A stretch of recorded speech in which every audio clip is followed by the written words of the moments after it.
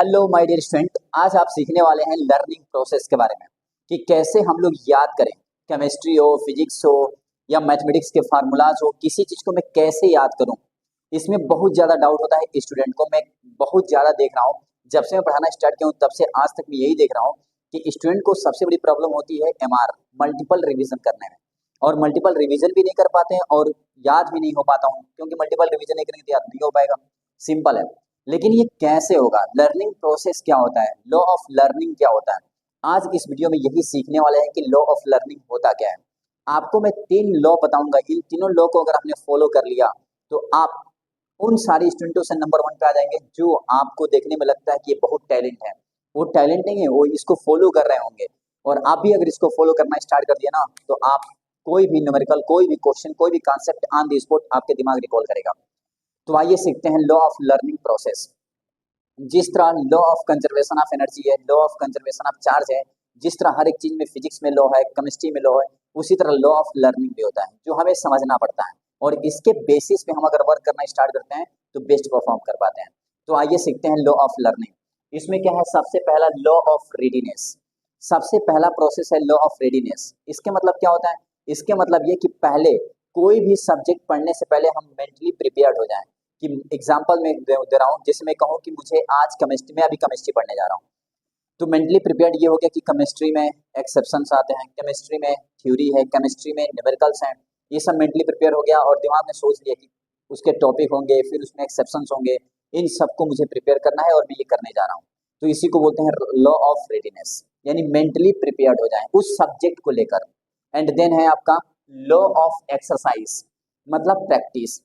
Second law of exercise क्या बोलता है कि अगर हम मेंटली प्रिपेयर्ड हो गए कि मैं केमिस्ट्री पढ़ने जा रहा हूँ या जा रही हूँ, अब केमिस्ट्री पढ़ना स्टार्ट किया, केमिस्ट्री पढ़ते पढ़ते अब मैं जब पढ़ रहा हूँ तो उसको पढ़ने के बाद, एक बार पढ़ने के बाद याद तो होगा नहीं, उसको मुझे प्रैक्टिस करना पड़ेगा। उसके जितने न्यूमेरिकल है, थ्योरी है, उन सबको हमें प्रैक्टिस करना पड़ेगा। और ये हम सब करेंगे तभी हो पाएगा, अदरवाइज नहीं पॉसिबल है। और हमें किसी तरह इसके लिए टाइम निकालना पड़ेगा। तो इसी को बोलते हैं लॉ ऑफ एक्सरसाइज। और थर्ड लॉ है law of effect. Law of effect क्या बताता है? तो लॉ ऑफ इफेक्ट बताता है रिलैक्स। जो कुछ भी हम लोगों ने पढ़ा, जो कुछ भी पढ़ा और जो भी हमने प्रैक्टिस किया, उसको पढ़ के प्रैक्टिस करके कितना रिलैक्स फील कर पा रहे हैं हम, कितना अच्छे से ये फील कर पा रहे कि हाँ, आज बहुत अच्छा चीज सीखा, आज मैंने अच्छे से पढ़ा, आज मैं समझा ये होता क्या है, व्हाट इज दिस, कोई भी चीज क्या होता है, आज मैंने सीखा। तो ये हो गया law of effect.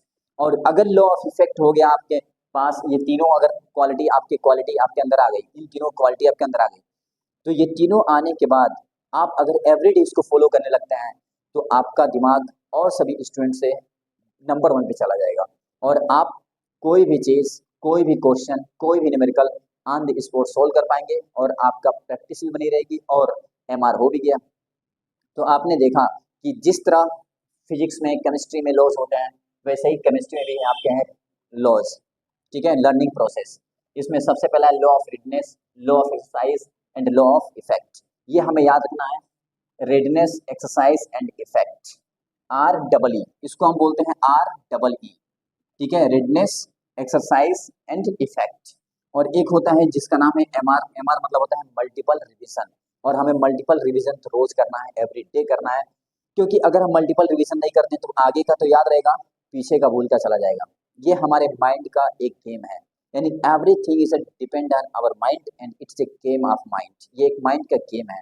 I hope कि आप मेरे इन तीनों पॉइंट को समझ चुके होंगे, तीनों लॉज को समझ चुके होंगे।